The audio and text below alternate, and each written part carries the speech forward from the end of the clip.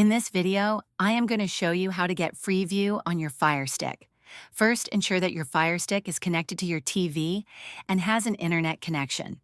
From the home screen, navigate to the search bar at the top of the screen. Type in Freeview and look for the Freeview app in the search results. Select the app and click on the Get or Download button to install it on your Firestick. Once the installation is complete, open the Freeview app.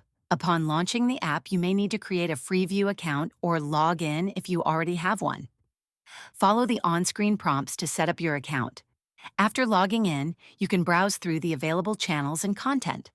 Freeview offers live TV as well as on-demand content, so you can watch your favorite shows and channels at your convenience. You can also use the Firestick remote to navigate through the app, search for specific content, and add channels to your favorites for easier access. Enjoy streaming Freeview on your Firestick. If this video helped you, please like and subscribe to the channel.